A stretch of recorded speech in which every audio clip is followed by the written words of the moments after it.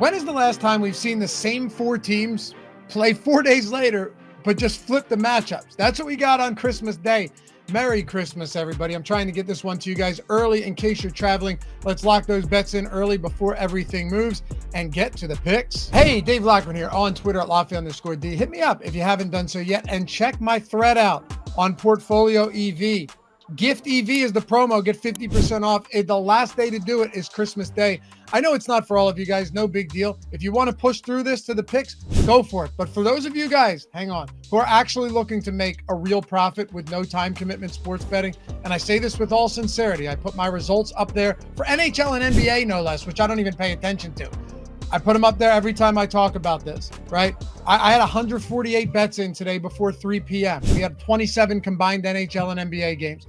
If you're ever looking to actually learn about a market-based approach, where we're picking off the discrepancies in the market, we're finding the true odds on every bet by using sharp sources to identify that. It sounds like a lot, but it's not. The learning curve is small, and you don't need to be sharp to learn how to use these tools, the bet tracker, and figure out how it works. If you ever want to join, it's 50% off for the entire month. You get a whole month, 50% off. Our boy Greg turned 100 into over $730 in one, just the start of the NBA season. Amazing profits we're seeing from these guys. The compounding returns build in the big profits every single day as you reinvest your bankroll. Enough about that. I'm just letting you know. Jump in the Discord or hit me up on Twitter in my DMs. I'm happy to help you figure out more if you want to jump in and really fine-tune and streamline your betting process into something big. Gift EV is the promo, link in the description and the pinned comment. We'll see you over there. Let's get to everything for Christmas Day. Chiefs at Steelers. Steelers 3-point dogs at home, 44-point total. Here's the thing. The George Pickens news is really significant here.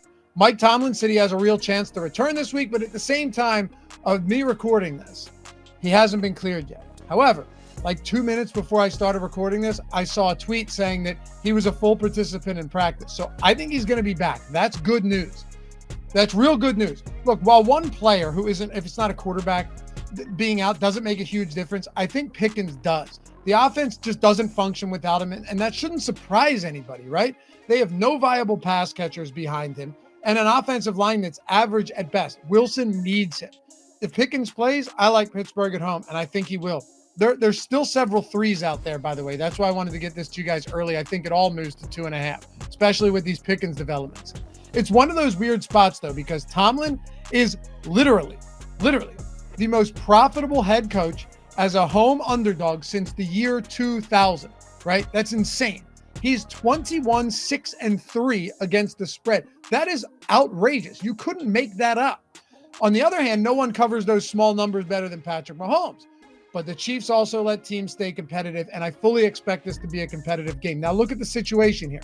It's actually a pretty fantastic final 2 weeks of the season and two great Christmas Day games with real implications.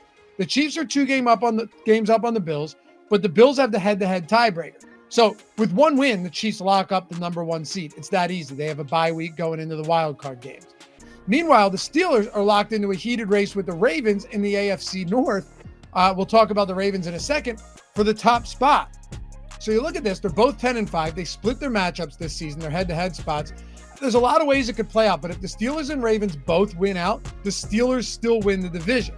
They have more wins in the conference.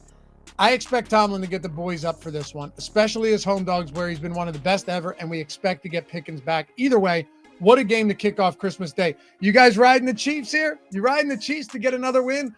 Or you're gonna come in, the water's warm on the Pittsburgh Steelers, ride the Mike Tomlin home dog trend. Let's go. And a prop as well.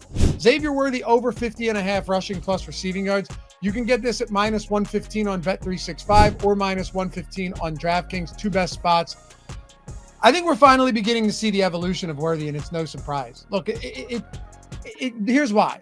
It's always going to take time when you consider Andy Reid's propensity to slowly work his rookie skill players into a big role.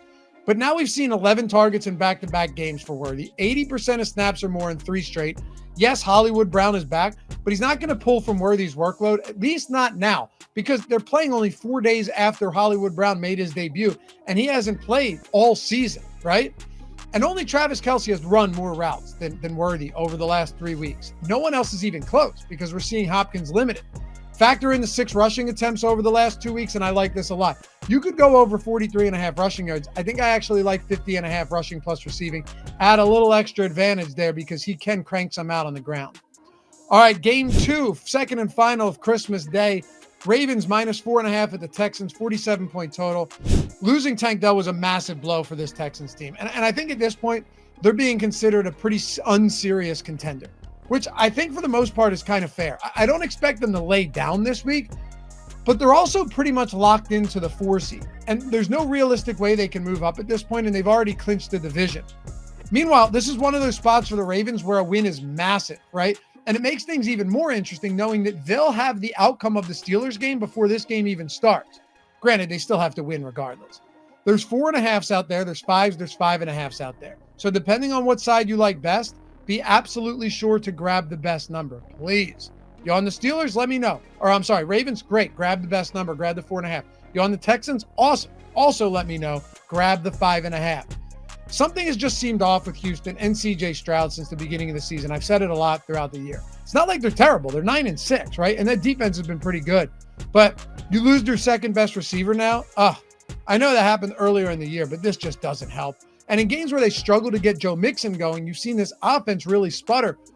Baltimore's dominant against the run. They're very good against the run. I like the Steelers spot more than this one, the first game, but give me the Ravens minus 4.5 for now. This would be a lean Ravens minus 4.5. All right, one more prop. And, I always throw some free picks up over on Tails as well if you're not a premium sub. Free picks are out there all the time. I already got some up for these games. Dalton Schultz over 3.5 receptions, minus 125 on Bet365.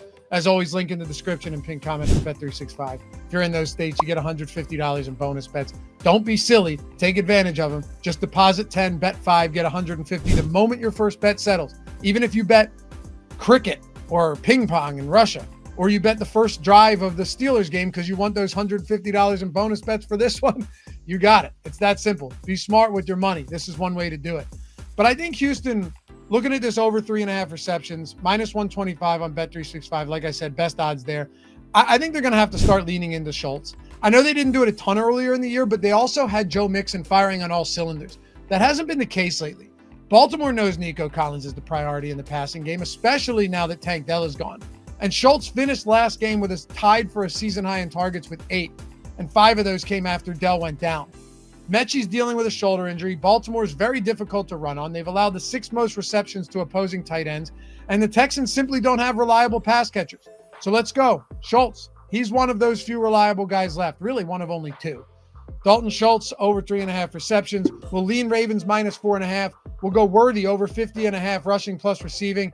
And of course, the Steelers at home. You gonna jump on the money line there? Tell me, you gonna jump on the money line? I wouldn't blame, but I'm gonna take the 3 while it's out there. If it goes to 2.5, I would just maybe consider the money line. Anyway, guys, Merry Christmas. Merry Christmas.